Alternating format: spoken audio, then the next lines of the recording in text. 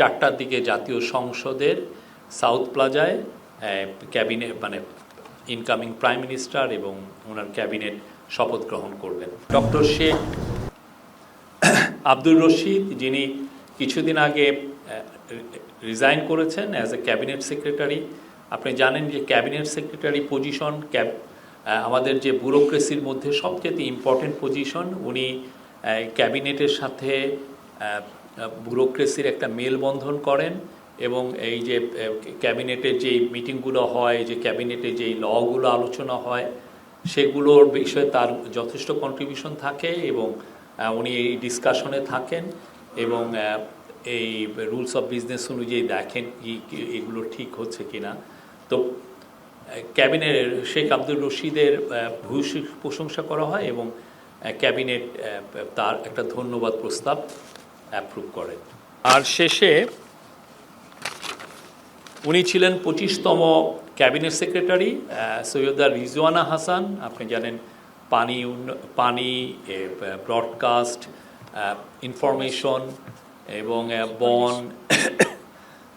মন্ত্রী অ্যাডভাইজার। উনি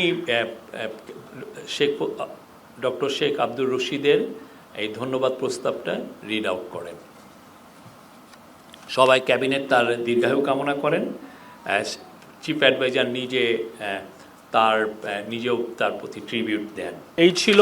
আর শেষে আবারও আজকে ক্যাবিনেটে অলরেডি আপনাদেরকে জেনে গিয়েছেন, তারপরেও বলি যে আজকে জানানো হয় যে 17 তারিখে শপথ, 10টার দিকে শপথ হবে এমপিদের, এটা জাতীয় সংসদে, এবং 4টার দিকে জাতীয় সংসদের সাউথ প্লাজায় ক্যাবিনেট ইনকামিং প্রাইম মিনিস্টার এবং ওনার ক্যাবিনেট শপথ গ্রহণ করবেন। ফরেন মিনিস্টার এই মিটিংয়ে জানান যে সার্কভুক্ত দেশ, যেটা 7টি দেশ আছে, তাদের সব ফরেন মিনিস্টারদেরকে ইনভাইট করা হয়েছে এবং অ্যাট দ্য সেম টাইম কাতারের ফরেন মিনিস্টারকে ইনভাইট করা হয়েছে।